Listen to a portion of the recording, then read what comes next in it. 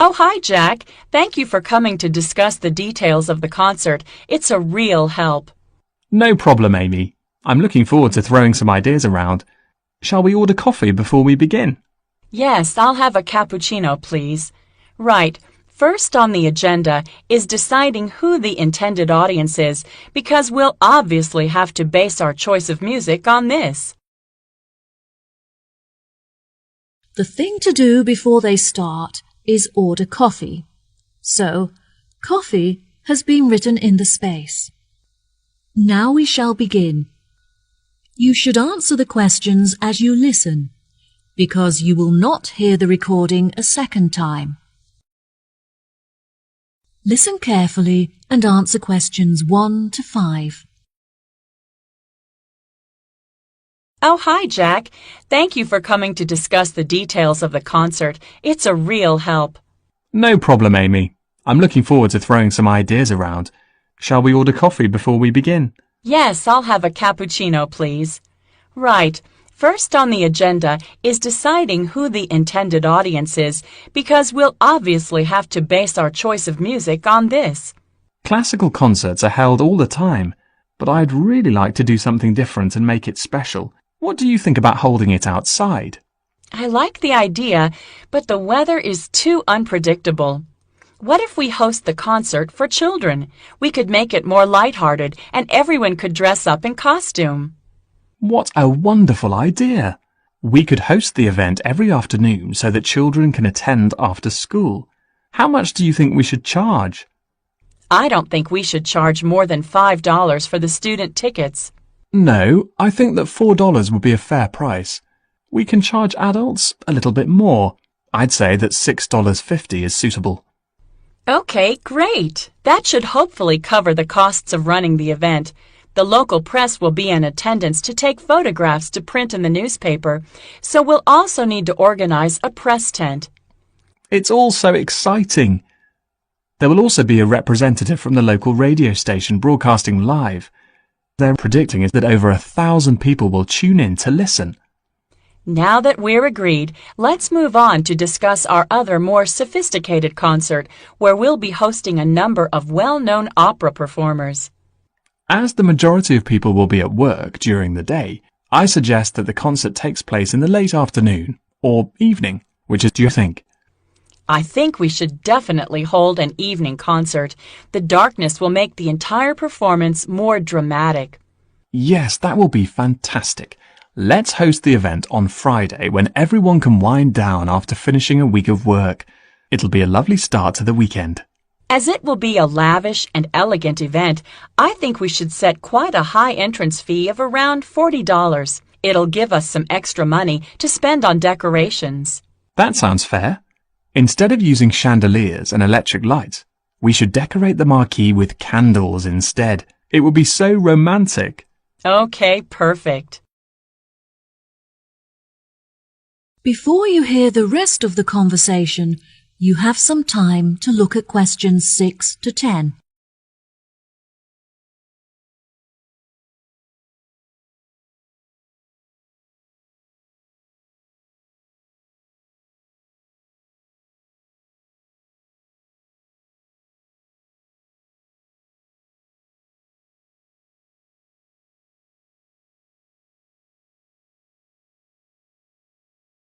Now listen and answer questions 6 to 10. Now, moving on to the concert where we showcase talented opera singers from the local area. Perhaps we should host this opera show on Monday evening? I think that the venue is already booked on Monday, but Tuesday will do nicely. How much do you think we should charge the audience for tickets? Since the performers are not professionals, perhaps we should make this a free event. Yes, tickets will be free, but we should ask everyone for a donation so that we can cover the costs of the venue and food and drink. The venue also comes complete with a piano, so hopefully one of the performers will be able to play. I had lessons when I was younger, but I'm not accomplished enough to perform in front of an audience. Well, what if we make our final concert a karaoke night where everyone of any ability can sing on stage? It could be really good fun, and it would give everyone the opportunity to join in. Yes, I love that idea. Let's hold it during the day on Saturday so that everyone, including families and the elderly, can attend. Perhaps we should offer concessions for students, children and the elderly to make the tickets more affordable and encourage everyone to come. Yes, definitely. I think that the majority of the crowd will be composed of families and friendship groups, so we should avoid giving a group discount to maximize the income from ticket sales. Let's arrange a secret surprise to end the show on a high for everyone. How about a band performance? One of my friends happens to know a famous singer who I'm sure would be happy to perform for a small fee. Oh, wow, that sounds brilliant! Well, I think we've addressed the details for all of the concerts. Thank you so much for helping. See you later. That is the end of section 1. You now have half a minute to check your answers.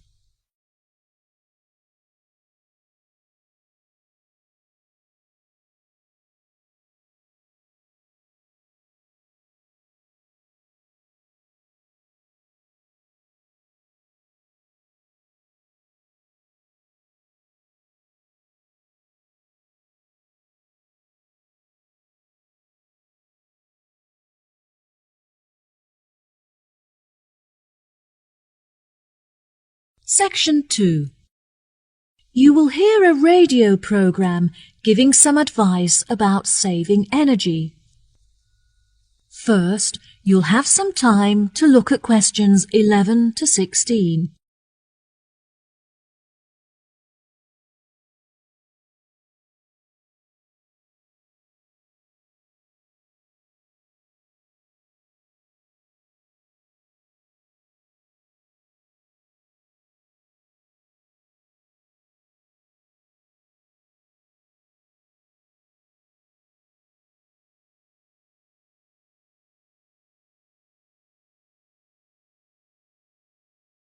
Now, listen carefully and answer questions 11 to 16. Hello, ladies and gentlemen, and thanks for tuning in to Action Radio, where we discuss current affairs and global issues. My name is Jill, and today I'll be discussing the very relevant issue of the importance of saving water and how you can do this at home. The most common type of wasted energy in the domestic environment is heat. However, since the walls of my home are very well insulated, I am lucky to have no issue with this. I've discovered, however, that I waste a lot of water as a result of my lifestyle. I've researched ways to minimize my water usage online and have been pleasantly surprised to find that there are specialists in the area who can make some changes to my home immediately. The only downside is that the works are quite expensive and there are no means of getting financial assistance. Now, if any of you listeners are interested in reducing your energy usage, here are a couple of easy and positive changes you can make immediately. A lot of the magazines will recommend that you change your bulbs for those with energy-saving capabilities. However, I have found that these make little difference to your electricity bills, and they also severely reduce the light levels in your home. Instead, simply switch off all plug sockets and appliances to make an immediate saving on your electricity consumption. If this doesn't make enough of a saving for you, you could later try turning down the thermostat as well. Despite the discount that my energy provider gave me for prompt payment, my monthly bills were very expensive for the amount of energy that I was using, so I decided to change providers. Not only did I make a huge monthly saving, but the company also offered me other perks. I am now able to pay my monthly bills online, for example, which I am thrilled about because it means that I no longer have to drive to the bank. Once I have been a customer with them for a year, they will also offer a deduction for all of the energy-saving appliances I use. Now, many of you will have an electricity meter at home, so I'm sure you'll all understand the issues associated with them. They occupy a lot of space in your home and can be unsightly if you're unable to tuck them away in a cupboard. Mine is quite large, as it measures both my gas and electricity, but I was luckily able to hide it in the coat cupboard where I can keep it hidden but also access it easily. Having said that, whenever I have to take a meter reading, I have to use a torch because the screen is too dark to read the numbers correctly. I have recently had an extension built on my house to make room for a new bathroom complete with a low-energy boiler so I can take long showers guilt-free. The walls are nice and thick and well insulated, but unfortunately the window is a little drafty, so I'm going to have to invest in upgrading it. Speaking of renewable energy, I initially considered installing solar panels on the roof instead of using a low-energy boiler, which was the less expensive option. In the end, I decided that the panels would look too ugly on my house, despite that they were technically easy to operate. Before you hear the rest of the talk, you have some time to look at questions 17 to 20.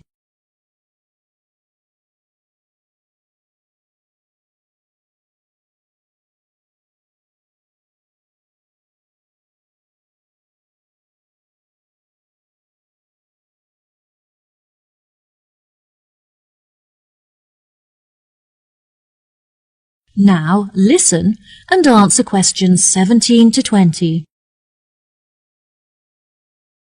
Now, if you're a fan of taking long showers like I am, then switching from baths to showers will not help to reduce your water usage. Instead, here are some small but effective changes you can make. When making a cup of tea, for example, measure out the amount of water that you need before boiling it. And when brushing your teeth, use a cup of water instead of a running tap. I tried filling up my washing machine before switching it on, but I found that the clothes were not thoroughly cleaned, so I would not recommend this. If your tap drips when it is turned off, then you should call a plumber to fix it, as this can result in a lot of water being wasted. Before finishing today's show, I'd like to address two questions that we often get asked by listeners. We had some great feedback about our answer to last week's question on how to calculate the price involved in powering domestic appliances, so let's see how we do this week. One of our most commonly asked questions this week was which device is the lowest energy option for watching films. The simplest answer is that the smaller the screen, the lower the energy used. One of our listeners wrote in with a question that made me chuckle, and the answer is yes, solar panels only work when the sun is out. Now, on a more serious note, a number of you wanted to know what the most efficient temperature is to set the thermostat to. The answer is that the closer you set it to room temperature, the lower the energy used. Before I say goodbye until next week, I'll leave you with one last tip. Turn off the lights when you leave the room. That is the end of section 2. You now have half a minute to check your answers.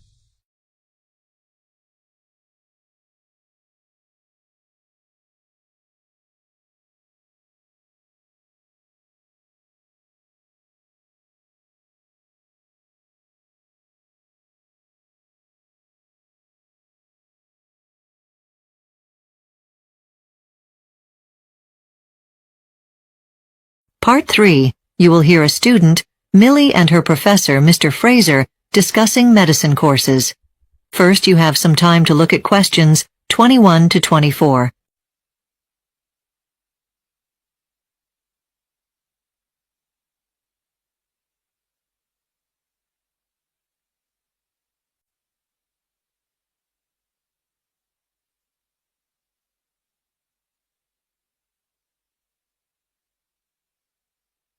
Now listen carefully and answer questions 21 to 24. So, Millie, you've scored very highly in your exams this year. You won't have any trouble being accepted into any course you choose. The most popular course available is clinical nursing. Will you choose that one? No, Professor Fraser. I've thought about nursing, but I have decided against it. May I ask why? With your skills, you could excel. I'm concerned about the difficulty of the course. Apparently, it's not easy to get the diploma. Since I may not be able to complete the assignments, I feel apprehensive about starting a course I might not finish. It's a shame you feel that way, but you have other options available. Have you thought about the surgical operation course? Biology is a prerequisite for that course. I haven't taken that course yet, so I probably won't be accepted. This year, we're offering some other alternatives during summer school. If you complete these courses over the semester break, you may have a chance. They are not that difficult. I'm not willing to put in the effort it requires. Honestly speaking, I'm more interested in the personal interaction side of medicine.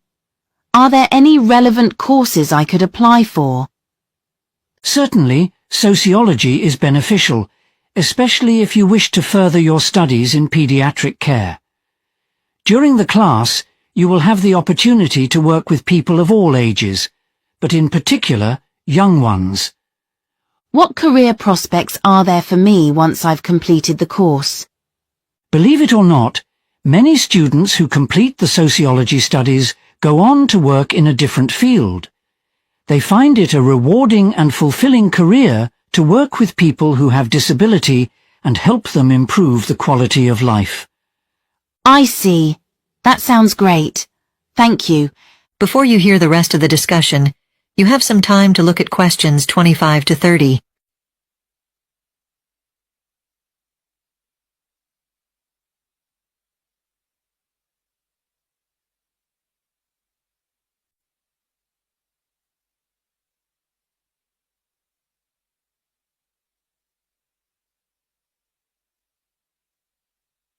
Now listen and answer questions 25 to 30.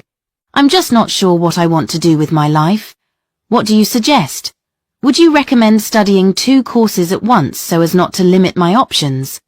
Many people have done that, but it's difficult. Studying one course causes enough stress, and adding another course would be extremely challenging. You could try a different subject other than medicine, but I recommend you find the exact branch of medicine you want to study and put your focus on that. The health and social care course is popular. Though I'm interested in this subject, I am not sure whether I should choose it. Are there enough grants for it? Yes, I guess so. It has acquired a lot of financial support recently, so your research possibilities won't be limited. Also, I do know that Professor Rhodes has a good reputation. He's one of the most respected professors in his field. Oh, yes. I've heard the professor is world-renowned, so I will definitely go for it. All right. Then how about occupational therapy? Well, my sister studied this subject last year. She says it's very difficult. Perhaps it is for some students, but generally it can be easy for a student who majors in medicine. Actually, the textbooks used are published by our school, and the writer is a teacher in the medical department, so if a student finds them difficult to understand, he can get quick response from the teacher for clarification, which will be of great help in occupational therapy research. That's really great. And I also heard that the textbook is quite easy to follow, but I'd prefer a hands-on career rather than combine myself to a research role, so I probably will think about other courses. Whatever you choose, Milton University is the best school for you, and I highly recommend it. The lecture theatre is kind of old, but last year the Ministry of Education handed out grants to the top universities, and Milton was on the list. What's been upgraded? I heard they developed a new medical facility. Not really, but they are going to do that. Although they did spend a large amount of money on the existing medical department, the entire building was renovated and new equipment was purchased. I'm still having trouble making a decision. Is there any information on this school's website? Yes, and you will find some details you need to know there. Some people have found it useful to discuss with graduating students the benefits of studying their subject. But in terms of familiarizing yourself with the content of the course, you could do no better than talking with the tutor and getting to know him or her. Perhaps I'll try that. It's not that I want to choose an easy path. I know that only through hard work can I excel in any field. I just have so much trouble making up my mind. I know there will be funding and scholarships available for particular courses, but I can't choose. By all means, discuss your concerns with other teachers. They're all quite busy, you know. I'll think about it. Thank you so much for your advice, Professor Fraser. You are welcome. If you... That's the end of part 3. You now have half a minute to check your answers.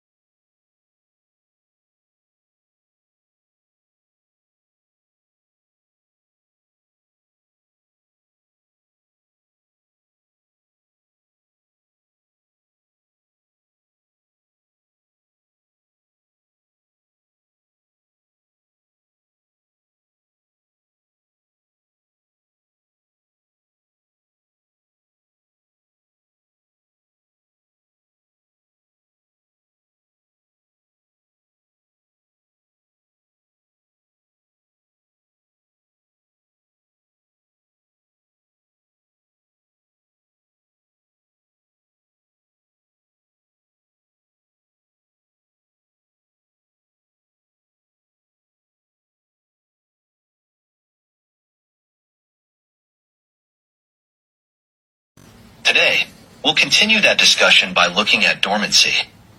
First, we'll cover what dormancy is and why organisms become dormant. Dormancy is a state of inactivity that organisms or living things enter when they need to conserve the resources available to them and reduce their demands on their environment. Most major groups of plants and animals have some representatives that can become dormant. What is the value of dormancy? To start with, animals can become one and survive conditions that are stressful in environmental terms. For instance, when lakes, ponds, or rivers dry up, aquatic organisms that can enter dormancy can survive the drought, while others who cannot do this will die. Another advantage is that creatures that can become dormant in inhospitable conditions, such as extreme cold, can live in a larger range of places than other organisms. Because they can live where other animals can survive when they are active and looking for food, the amount of competition they have to deal with from other regions is greatly reduced. Let's move on to look at what causes dormancy. There are a number of variables, but the ones that are the most significant are temperature changes and the amount of light organisms get. Availability of food, water, and oxygen is also very important. Now, we'll explore some specific examples. Let us first look at dormancy in insects. Insects can experience a reduced metabolism, a form of dormancy called diapause in insects. Diapause is either a reaction to difficult environmental conditions or an unnecessary part of the life cycle, such as with butterflies or certain moths. In terms of environment, it's interesting to know that through dormancy, insects can survive when it's very cold. Another creature we'll look at is fish. Fish share the same main environmental causes for dormancy as other creatures. But as one might imagine, they are particularly sensitive to drought. For example, long African fish burrow deep into the mud with low water supply. It surrounds itself with a cocoon and remains inactive, while dormant faces two dangers. One is the possibility of starvation, which relies on the fat stored in his body to overcome this. The other is desiccation or drying up, which is addressed through a reduction in urine production. Snails are also known to become dormant. Some snails seal off their shell, the membrane of dried mucus, after settling at their place of dormancy. Other snails do not have this possibility. They trust the protection of their shell. So when snails have remained outside in their dormancy, they can usually be recognized by a brightly colored shell reflecting the sunlight, and so minimizing evaporation. That is why banded snails usually have young shells in open habitats. Hibernation is probably the most well-known type of dormancy, which occurs in warm-blooded creatures during the winter. We know that warm-blooded animals maintain a regular body temperature. What's really interesting about hibernates is that they can adapt to extreme conditions by turning off their internal thermostats and hibernating until conditions improve. Let's examine the behavior of a true hibernate, the Arctic ground squirrel. This squirrel digs underground and builds a nest that is insulated. Once in its nest, it curls into a bowl and tucks in its arms, legs, and tape. Its body temperature mirrors the cold of its surroundings. At this point, this squirrel barely breathes and doesn't react to stimulants in a normal way. And during this hibernation period, the squirrel loses nearly 40% of its weight. The process of awakening for the Arctic ground squirrel takes about 3 hours. When this happens, there is a rapid rise in the heartbeat and circulation is effective. The area around the heart warms faster than the rest of the animal. And despite the strain of hibernation, the squirrel's body processes